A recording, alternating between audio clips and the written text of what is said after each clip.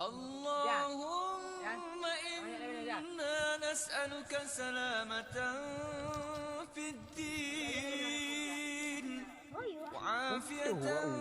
في الجسد وزيادة